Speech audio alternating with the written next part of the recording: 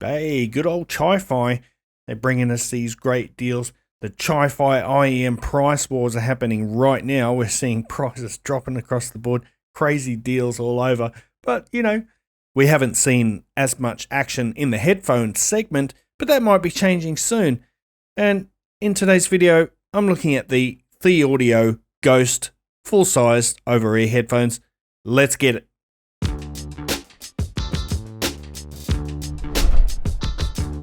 What's cracking, audio fans? It's David here from Prime Audio Reviews. Before we get started, I would like to give a big shout out to all my subscribers. We've just passed 10,000 subs, so that was a pretty big milestone for me. Thank you very much to all my followers, and if you're into audio gear, consider subscribing if you haven't already. Anyway, let's get on with it.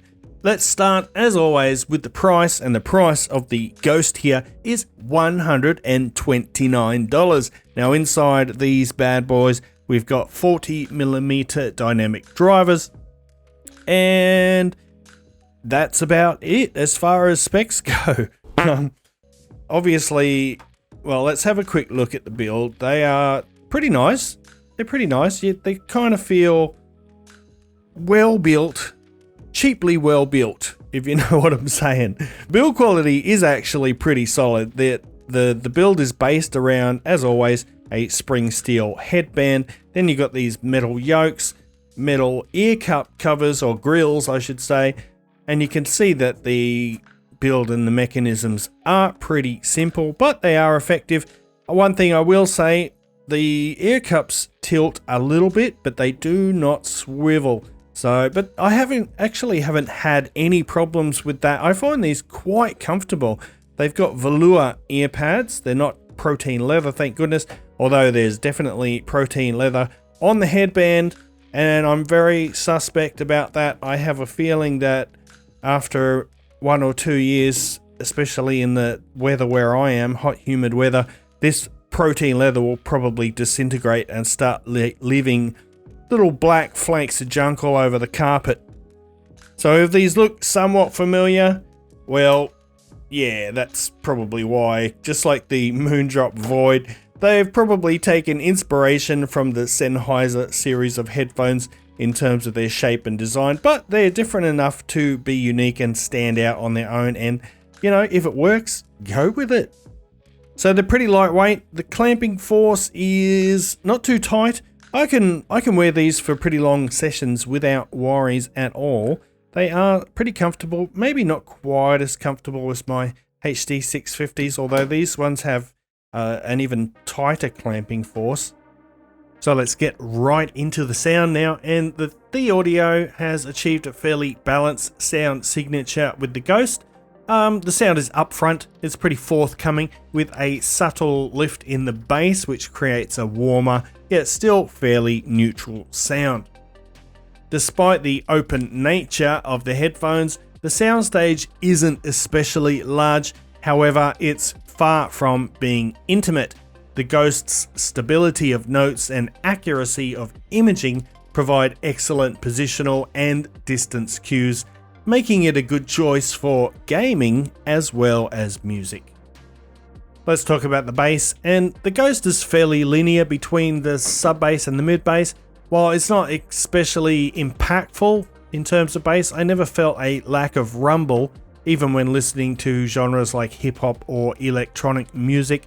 The lows have good extension and provide ample punch and warmth to the sound, although the leading edges aren't especially crisp, but the emphasis on mid bass coupled with the warmth and body creates a pleasant, well-rounded sound that's perfect for extended listening sessions. Moving on to the mid-range, and I would say the mid-range is emphasized, giving vocals a more prominent and intimate feel. The warmth in the lower mids adds a pleasing richness to the sound, making it more engaging and immersive. However, the upper mid-range is slightly laid back, which means that there is less emphasis on the higher pitched harmonics of instruments like cymbals and snare drums, and just percussion instruments in general.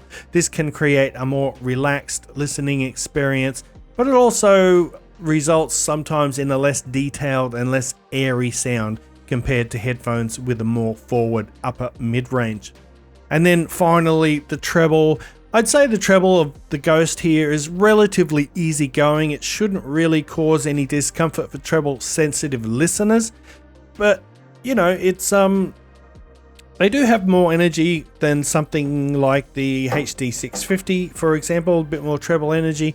And they are not exactly sparkly, but they're lively enough. Let's just say there's enough of it there to provide plenty of clarity to the mid-range, but the level of detail is not that great. Well, I could say that about these as well. Although the HD 650 is more resolving, obviously. Overall, I'd say the treble complements the mid-range and the bass nicely, creating a cohesive and enjoyable sound signature. Okay, a couple of quick comparisons now. Oh, I forgot to mention, look at this. Comes with a pretty nice little case. It's a semi-rigid case. It's even got a handle on it. I'll give you a look inside. I was quite surprised to see this and how small it is, considering that the headphones don't fold at all, but yeah, there it is. So that's pretty nice. The cable, on the other hand, is not great. It's not terrible. It's a sort of flat ribbon cable. It's not terrible. When you're using it, it pretty much stays out of the way. It's not microphonic or anything. I do find it a little bit too short for use on the desktop. Well, not uncomfortably short, but I kind of prefer a slightly longer cable for when I'm on the desktop. But anyway, we're going to do a couple of quick comparisons. We'll start with the Moondrop Void. Keep in mind the Void is $199 and the Ghost is $129. And the Moondrop Void here has 50mm dynamic drivers compared to 40mm here. I would say, look, they did cop a bit of flack about the build quality, but I actually think it's solid. It's a little bit clickety-clackety, plasticky, but the plastic feels really strong and overall, and they're comfortable as heck. But when it comes to audio performance, the Void has more resolving power and more clarity, delivers a lighter and airier tone in contrast to the Ghost's thicker mid-range notes. The Void's upper mid-range is also brighter, and that results in greater vocal presence and forwardness, particularly with female vocals. Finally, the Void has a more expansive soundstage and superior instrument separation. While both headphones are pretty limited in terms of detail retrieval, the Void's overall resolution is slightly better than the Ghost, so there you go.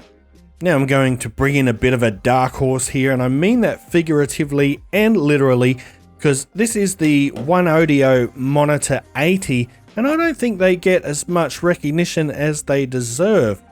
First of all, let me tell you, the price is, they were $99 when I reviewed them. I saw them on Amazon today for $89. Now, although the majority of the headphones, the frame and everything except for the metal grills is plastic, I find the build quality to be pretty good on these. They are comfortable as well. They've also got velour ear pads just like the Ghost. And compared to the Ghost, the Monitor 80 has a more neutral and slightly darker tonality. The bass is faster and less pronounced, but the extension is comparable between both of these. The mid-range is darker on the Monitor 80, particularly the upper mids, which results in less vibrancy in vocals, but they're still detailed. The treble tuning on the Monitor 80 is more neutral as well and less sparkly than the Ghost, making the overall sound a little bit darker. Now, the soundstage of the Monitor 80 is slightly narrower, and that's mainly due to its sort of laid-back treble, but it does have good imaging capabilities, and moreover, its resolution and detail retrieval are actually slightly better than the Ghost, despite having a less vivid sound than the Thieaudio. But one thing that you should know if you're considering the Monitor 80, you do 100% need amplification with these. I would suggest anything from sort of 500 milliwatts and up minimum, because they're really hard to drive. They're actually harder to drive than my HD 650s. But I think that's time to wrap it up. The Thieaudio Ghost, look, they're not a game changer, they are not amazing, but they are pretty good, especially when you consider they're $129. There isn't a whole lot more around that price point for full-sized open back headphones. I think if you want to get into the sort of open back headphones world, these are probably a pretty good way to get started. And yeah, I'll just leave it at that. So guys, thanks for watching the video. If you liked it, give it the old thumbs up, Parfam audiophile style. If you're new here, remember, hit that subscribe button if you want to see more content like this in the future. And until next time, I'll see you later.